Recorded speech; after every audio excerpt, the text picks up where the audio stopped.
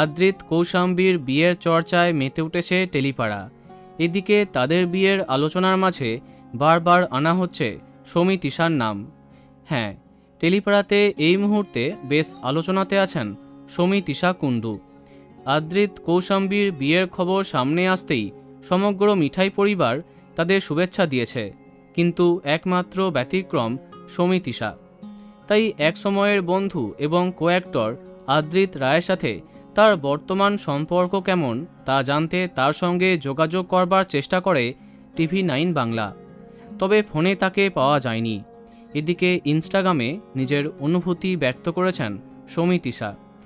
লিখেছেন, মনের মধ্যে খারাপ চিন্তা রেখে মুখে মিষ্টি কথা বলা এইসব আমার দ্বারা হলো না।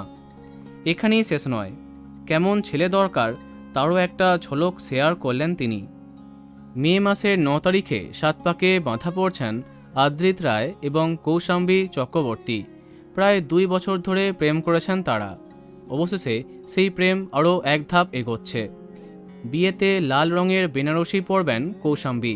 ঠিক হয়ে গেছে বিয়ের মেনু। আদ্রিত মাছ খেতে পছন্দ করেন না, ওদিকে কৌশাম্বী আবার মাছের ভক্ত। তিনি জানিয়েছেন বিয়েতে ফিশ ফ্রাই আর বিরিয়ানি দুটোই থাকছে। কদিন আগেই মিঠাই পরিবারের তরফে আইবুড়ো ভাত খাওয়ানো হয়েছিল এই কাপেলকে। সেই অনুষ্ঠানে মিঠাই ধারাবাহিকের অনেক জনপ্রিয় তারকাদের দেখা যায়, তবে দেখা যায়নি সৌমি তিশাকে। এর আগে তন্নিলাহা রায়ের সাথে একটি বিতর্কে জড়িয়েছিলেন মিঠাই। তিনিও হাজির ছিলেন সেই ঘরোয়া আড্ডায়, তবে দেখা যায়নি মিঠাইকে। বিয়ের দিন সৌমি তিশা কী করবেন এখন সেটাই দেখার।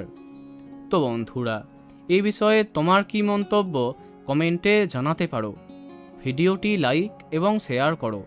এই রকম আরও অনেক ভিডিও পেতে সাবস্ক্রাইব করো কারেন্ট পজ। ধন্যবাদ।